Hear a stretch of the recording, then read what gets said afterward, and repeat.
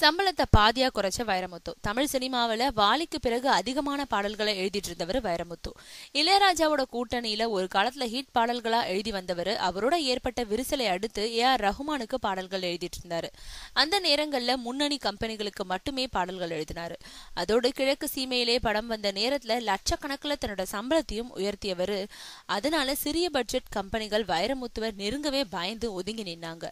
ஆனா இப்போ காலம் மாறிடுச்சு. புதுமுக பாடல் ஆசிரியர்களோட படையெடுப்பு வைரமுத்து போன்ற முன்னணி பாடலாசிரியர்களுக்கு பெரிய தேக்கத்தை ஏற்படுத்தியிருக்கு. இதனால பிஸியா பாடல் எழுதிட்டு வந்த வைரமுத்து அப்பப்போ ஒரு படத்துக்கு பாடல் எழுதும் நிலையில இருக்காரு. அதனால முன்னாடி மாதிரி முன்னணி கம்பெனிக்கு தான் பாட்டு எழுதுவேன்றதை விட்டுட்டு சின்ன கம்பெனிகளுக்கும் இறங்கி வந்து பாட்டு எழுதுறாரு. அதோடு இசையமைப்பாளர் SS குமரன் இயக்குன கேரள நாட்டிலம் பெண்களுடனே படத்துக்கு பாதி சம்பளம் மட்டுமே வாங்கி பாட்டு எழுதிய வைரமுத்து இப்போ சில புதிய கம்பெனிகளுக்கு பாதி சம்பளம் வாங்கிக்கிட்டே பாட்டு எழுதுறாரு.